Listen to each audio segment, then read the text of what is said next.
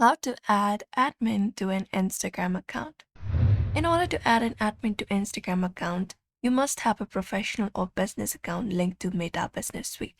So if that is already done, you can head over to business.facebook.com and open up the space in one of your web browsers available. Now, once you are logged in, you should be finding this particular interface. What you may do is look out for this option called settings from the given menu on your left hand side. Open it up and your settings should open up here. Now, again, in the settings also, you should be finding a menu in the side right here. So you can just head over and look out for the option called Instagram account and open it up. Now, once you head over here, you will be finding your account. Now, what you can do in order to add admin is go over and click on the account. And here you will be finding these options.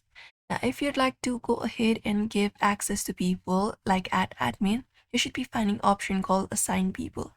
So you need to be logged in for that. If you're not logged in, you can just go ahead and log in and click on assign people.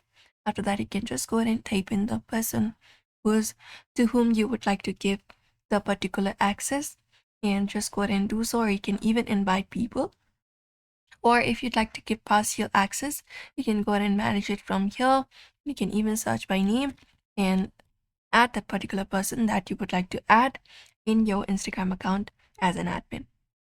So you can type the email address of the person you want to add as an admin, or select full control or admin from the role options to give them admin access.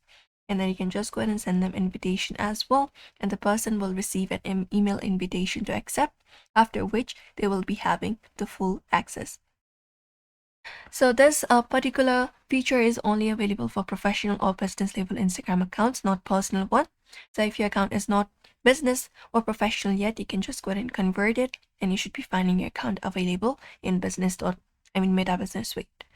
So that is how you do it. I hope this information was helpful to you. Don't forget to give it a like and subscribe for more tips and tutorials.